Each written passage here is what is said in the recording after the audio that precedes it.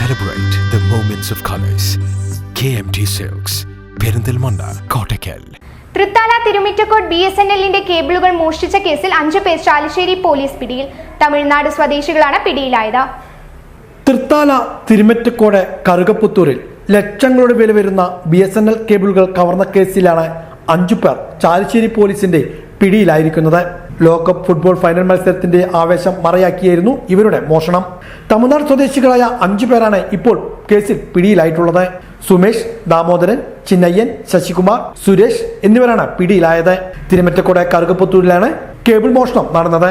റോഡരികിൽ കേബിളുകൾ കടന്നുപോകുന്ന ഭാഗത്ത് കമ്പിപ്പാറയും മൺവെട്ടിയും ഉപയോഗിച്ച് കുഴിയെടുത്ത ശേഷം വൻതോതിൽ കോപ്പർ കേബിളുകൾ അറുത്തുമാറ്റി കടത്തിക്കൊണ്ടുപോവുകയായിരുന്നു. BSNL അധികൃതർ സ്ഥലത്തെത്തി നടത്തിയ പരിശോധനയിലാണ് മോഷണ വിവരം സ്ഥിരീകരിച്ചതും ലക്ഷങ്ങളുടെ നഷ്ടം കണക്കാക്കിയതും.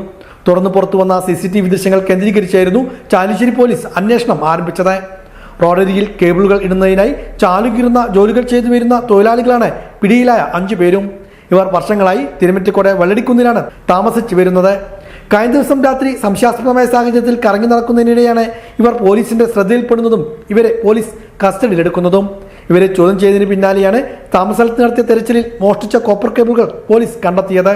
മറ്റു പലയിടങ്ങളിലും സമാനമായ രീതിയിൽ നടന്ന കേബിൾ മോഷണങ്ങൾക്ക് പിന്നിൽ ഇവർ തന്നെയാണോ എന്നതും പോലീസ് അന്വേഷിച്ചു വരികയാണ്.